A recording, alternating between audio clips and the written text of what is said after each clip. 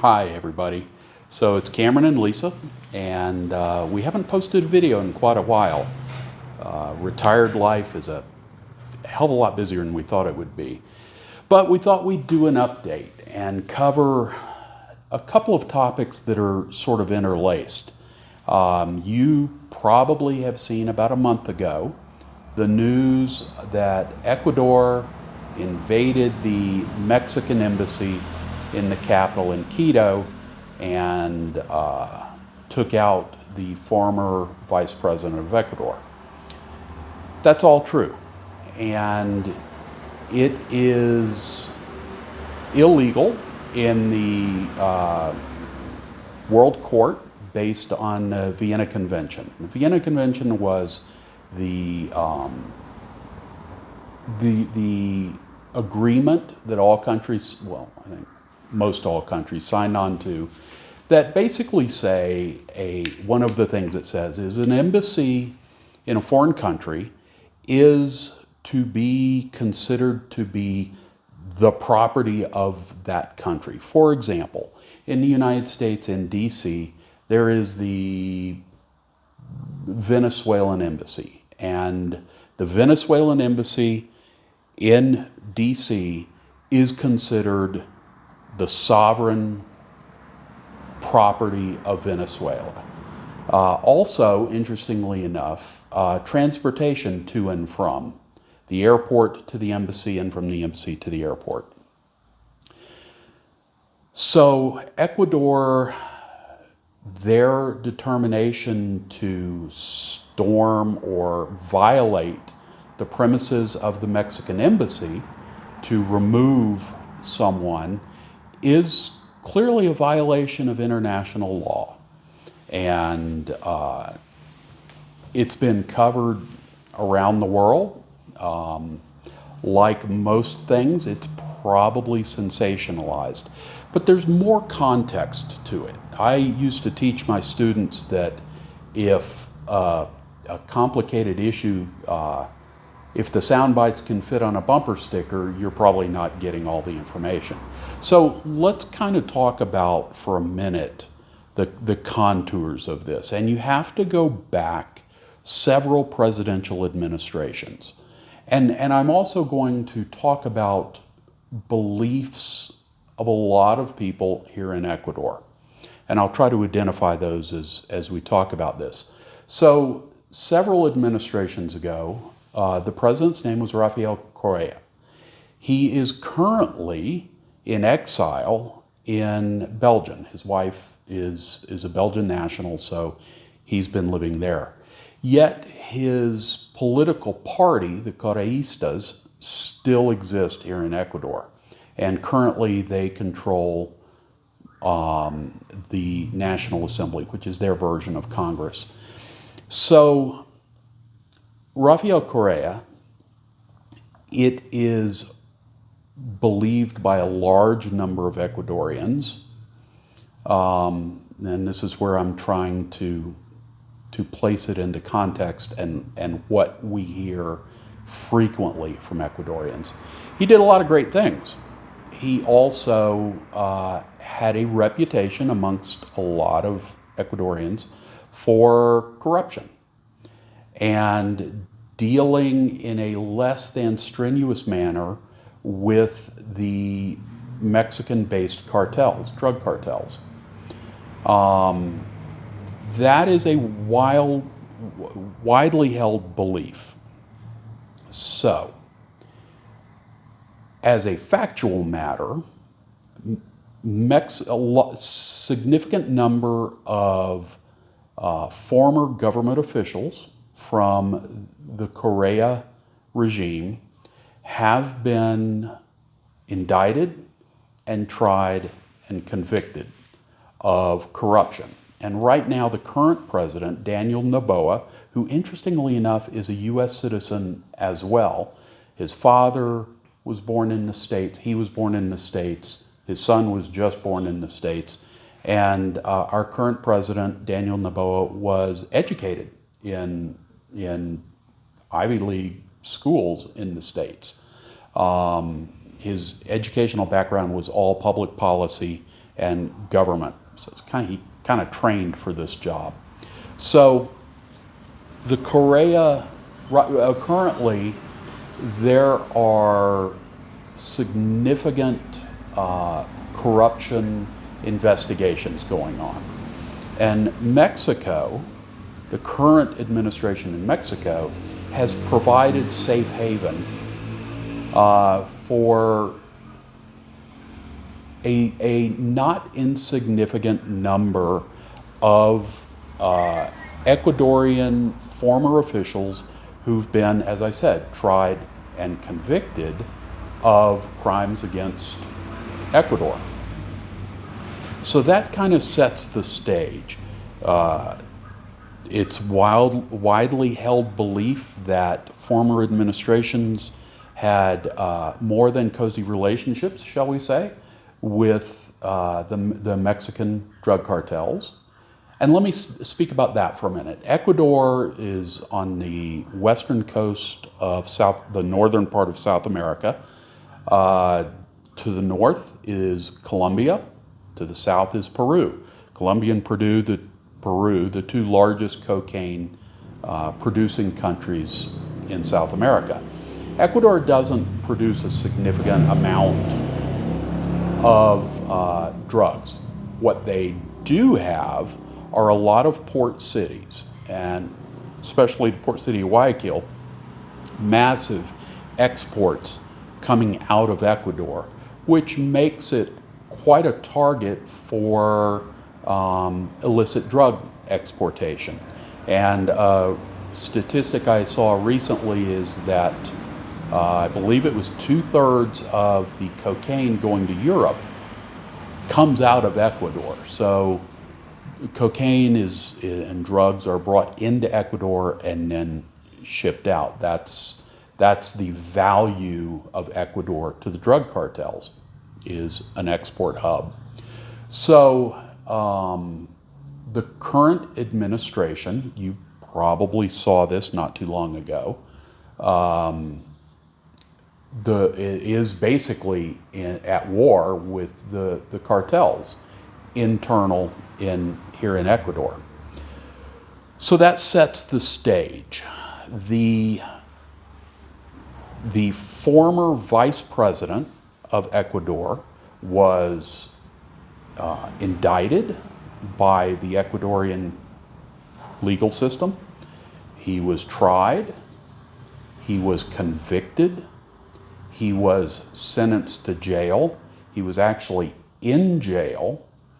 And a judge released him from jail.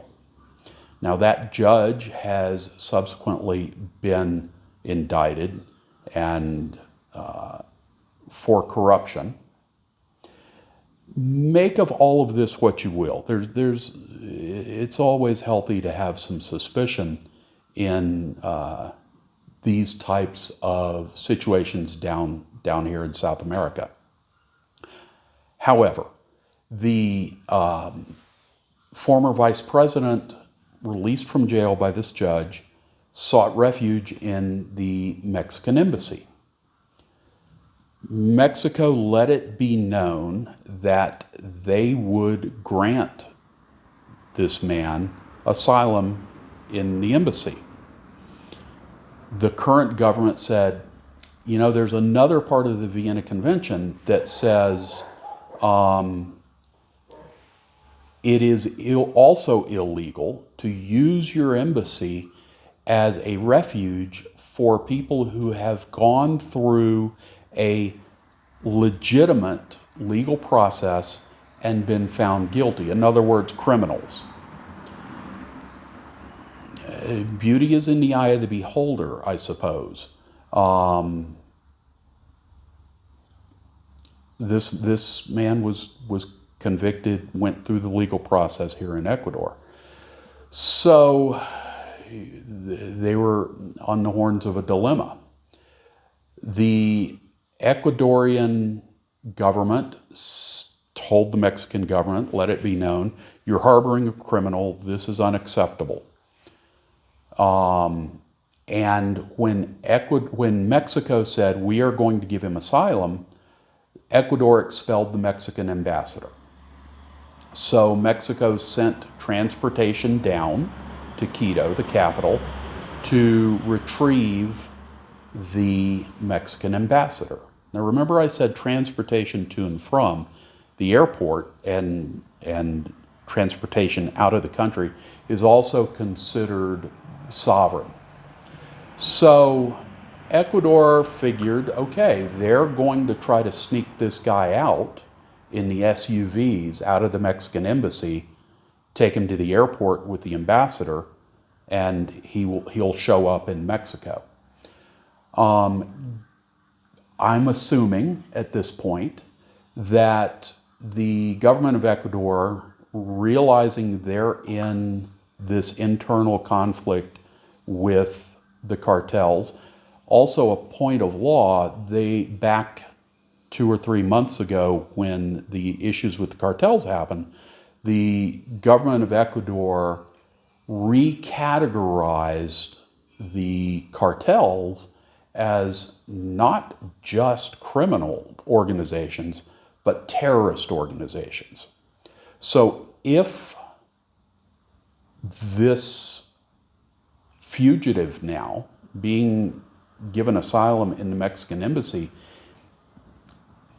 if he was being considered as connected to the cartels from the previous administration, that might well move into the legal definition of terrorism, domestic terrorism. So Ecuador made the decision to storm the embassy, to first ask for them to turn over the former vice president, and Mexico declined, the embassy declined, and Ecuador made the decision to go in and get the guy, violating international law. So that's where we're at today. I haven't seen any negative impact between falling on Ecuador. There are kind of, I suppose, 3 ways other countries could have approached this. I suppose a country could say, yeah, Ecuador, you did the right thing. They were harboring a criminal. That's illegal. They were probably going to take him out of the country. You decided you can't have that. We support you. I haven't seen that happen anywhere. I don't know of any countries that have given full-throated support of Ecuador.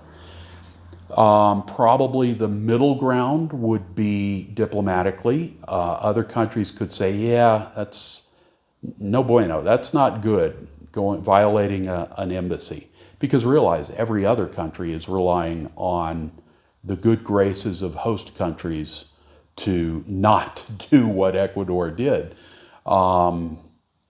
America, for example, seems to be taking the approach of, that's not good, but you guys need to work it out diplomatically. That seems to be the predominant response. I guess a third response could be a little more full-throated condemnation of Ecuador. I haven't seen that other than Mexico. I suppose there could be sanctions, there could be trade embargoes, which would be disastrous for Ecuador. They're still trying to get their economy back on a solid footing after the disaster for the economy during COVID. But it seems to be the general response is, yeah, that wasn't good, and you all need to go off in the corner, you and Mexico, and work this out. Don't know. Now, domestically, an interesting thing that is interconnected, we just had an election. A little word about elections here, very interesting. You can register to vote as early as 16. You are legally required to vote when you are between the ages of 18 and 65. If you don't vote, there's a penalty, and it's not an insignificant financial penalty for people here in Ecuador. After 65 and before 18, it's optional to vote. So the other thing that's very interesting is you have to vote in the canton that you're registered to vote. So very often people will not change their registration. Let's say they move from Quito to Cuenca. You can go through a process of changing your voting place to Cuenca. Evidently, a lot of people don't do that. Voting is always on a Sunday, and so the buses are full of people going back home to vote. It's also dry for a 3-day weekend. Voting was on Sunday, and restaurants and stores were not allowed to sell alcohol Friday, Saturday, and Sunday. Just interesting. So we had this referendum, this election, and there were, I believe, 11 issues that were being voted on.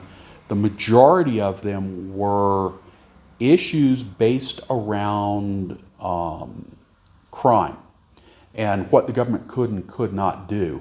Some of these were actually amending the Constitution. For example, could the military be used to assist the state police forces or the national police forces? That was approved by the vote. Could the military be used to search people going in and out of prisons for weapons? That was approved. This was a big one. Could the Constitution be amended to allow extradition of prisoners?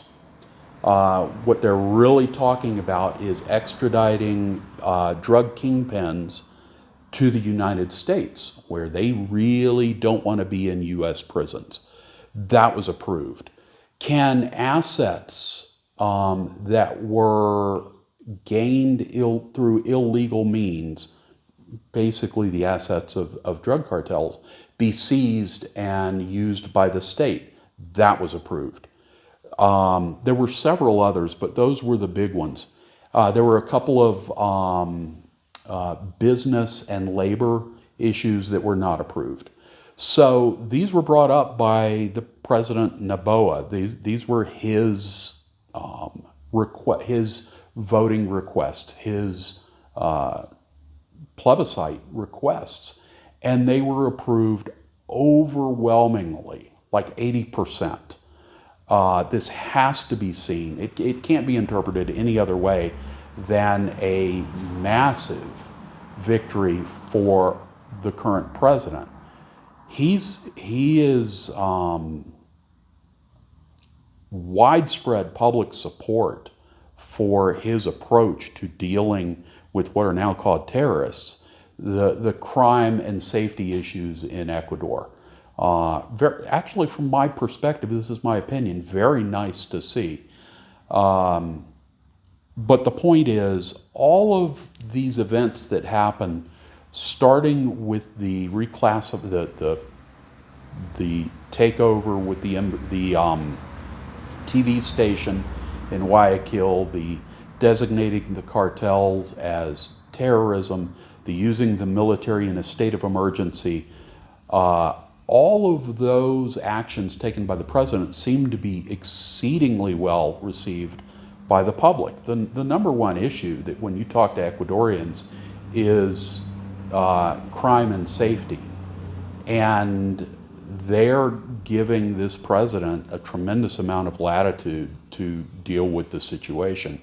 And that's evidenced not only by his popularity polling, lies, damn lies, and statistics, but also by the results of this election.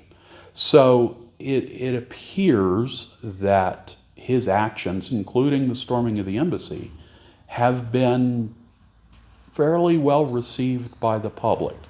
So let me just say on a personal note, And we live in Cuenca, which is the safest city in Ecuador. For many years, it was considered the safest city in all of Latin America. We've seen nothing, not a thing. We've heard Guayaquil's, certain parts of Guayaquil, it can be a little dodgy, as they have been for years.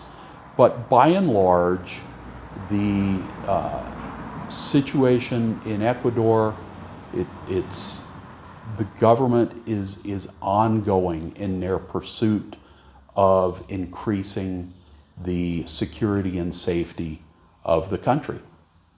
So we are fine and well. I know these things are being reported rather breathlessly on world news, but